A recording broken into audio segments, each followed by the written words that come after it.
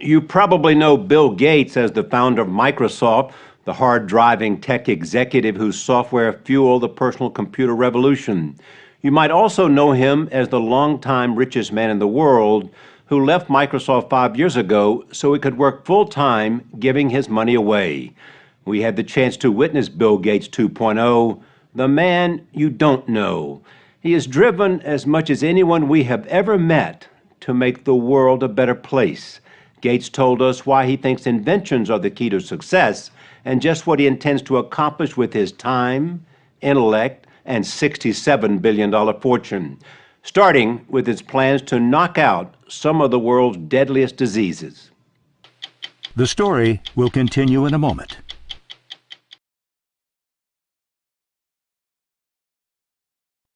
You're going to spend the next 20 years of your life trying to eradicate disease, yes? Yep. That's your mission. That'll be the majority of my time. Starting with polio. Get it done by 2018. Tuberculosis. Take probably 6 or 7 years. Malaria. Malaria is the one that the tools are being invented now, 15 or perhaps even 20 years, but start to really shrink that map. These are the people Gates wants to help. They are what he calls the bottom 2 billion, a third of the world's population that struggles on less than $2 a day. They are poor, hungry, lack electricity and clean water. Gates' most urgent goal: help the millions of children under 5 who die every year, 1 every 20 seconds, from preventable diseases. No one alive that I know of has said, my goal is to eradicate a disease, and then another disease, and then another disease. Yeah. This is somebody that dreams high. Yeah, because I'm excited about that, and it's doable. Today, Gates spends most of his time here at the Bill and Melinda Gates Foundation in Seattle. He runs it with his father, Bill Sr., and his wife, Melinda, whom he credits with being a driving force behind the foundation. There are over 1,100 employees to help them decide which programs to fund. But Gates still visits sites around the world to see what's working and what's not. I welcome Bill Gates to our school. The government of Ghana and all school-age children are grateful for your support. Very well done. Great to be here. The grants here go towards school nutrition. This is spinach. Improving agriculture. We don't have enough water in the river. And most important to Gates, life-saving vaccines. There you go. Thank you. Well, whenever you see a mother bringing a sick child into a facility, it's easy to relate to, what if that was my child? You realize how crazy it is that with the world being rich enough to afford all sorts of frivolous things, that those basic things still aren't being provided. But providing vaccines throughout the developing world is no simple task. So Gates has set up his foundation to run like Microsoft. He insists on strict accounting, and when a problem arises, he pulls in the best people to find solutions. We saw a good example of that when it comes to vaccines.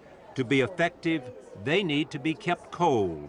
So this is using electricity. But that's tough in hard-to-reach areas where refrigerators are rare and unreliable. So back in Seattle, Gates turned to scientists at a company called Intellectual Ventures, where he is both an investor and an inventor. They created a super thermos using the same technology that protects spacecraft from extreme heat. Using only a single batch of ice, it can keep vaccines cold for 50 days. So here is the thermos. That's right. This holds vaccines for over 200 children, and it doesn't require any battery, any energy. Its walls have been designed to be such a good thermos that even in very, very hot days, inside it will stay cold enough to make the vaccines work. And then when you want to take them out, you just go in here, and there's a whole tray of the vaccines. Yeah. You take them out, it records everything you've done with it, the temperature. So it's a replacement for all those refrigerators that have been so unreliable. I mean, just look at this thing. Yeah. When we take it out in the field, people go, oh, that's amazing. Yeah. You can't do that. No matter how perfect the vaccine, if you can't get it to the people who need it, it ain't doing no good. That's right. And now, we need to get it to every child in the world. Gates is betting technology will solve other age-old problems like sanitation. 2.5 billion people around the world do not have adequate toilets. That means streams and rivers get clogged with debris and human waste, becoming breeding grounds for disease.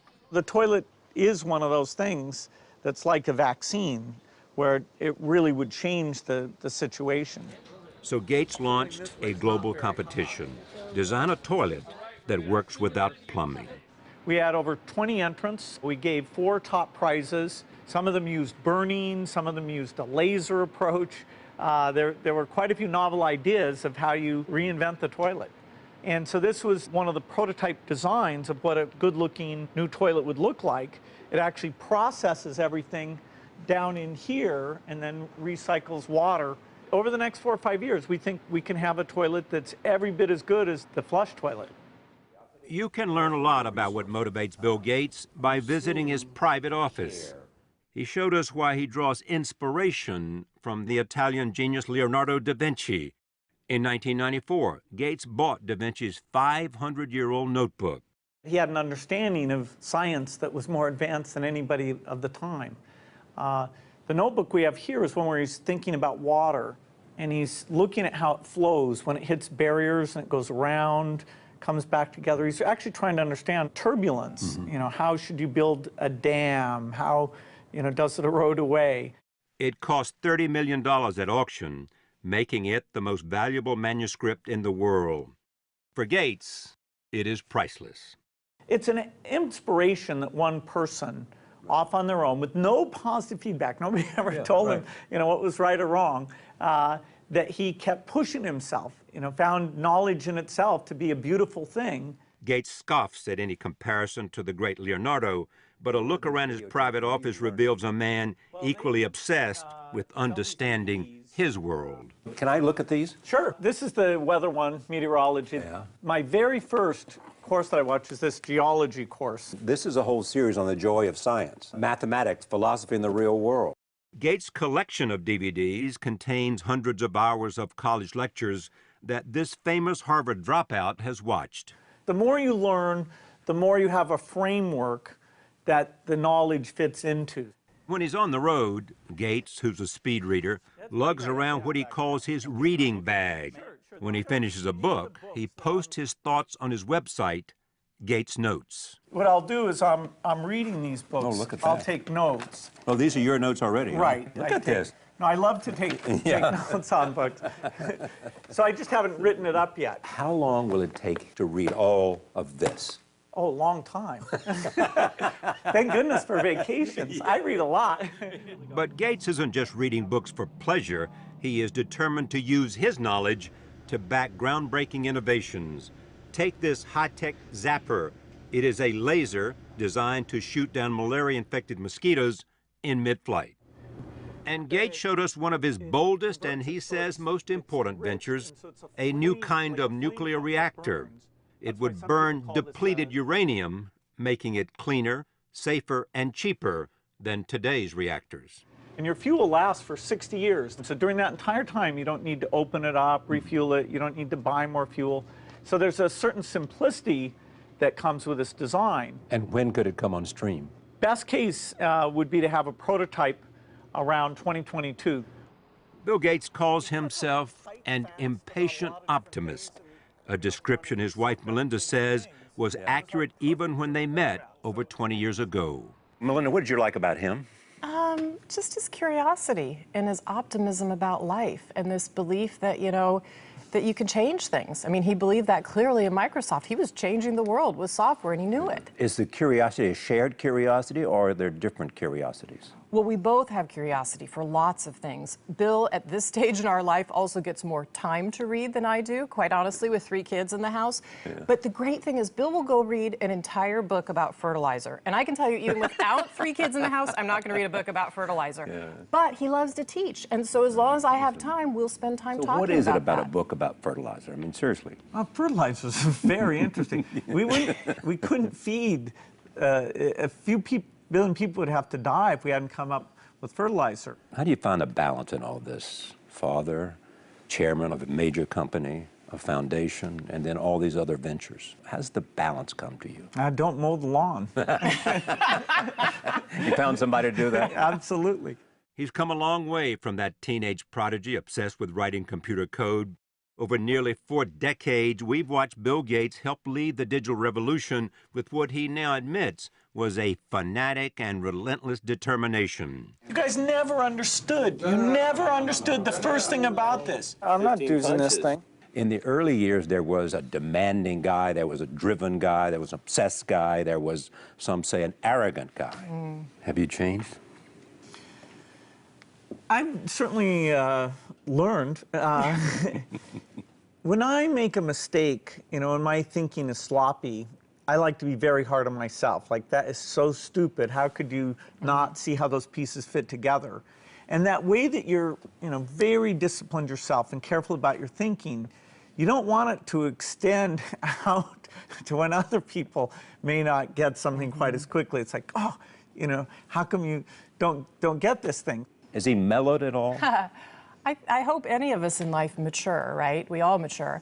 But look, I wouldn't have married Bill if there wasn't a huge heart. With all the adjectives you just used about how he drove his career, which was very successful for Microsoft, there was an enormous heart, always there. No question Gates has softened with age. Just listen to how he reflected on his often tumultuous relationship with the late Apple CEO Steve Jobs. He and I, in a sense, grew up together. We were within a year of the same age, and you know, we were kind of naively optimistic and built big companies. We achieved all of it, and most of it as rivals, but we always retained a certain respect, communication, including even when he was sick. I got to go down and spend time with him. And talked about what?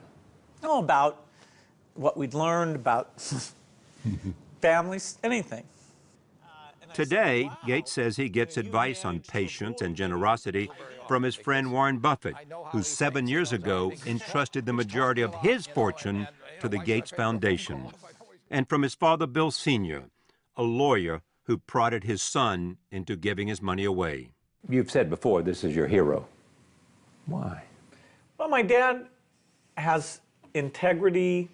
He's got a humble approach to things. He's calm and wise about things. It's just a huge influence to always, you know, want to live up to a great example. Someone said to me, your son may be the most influential person in the 21st century.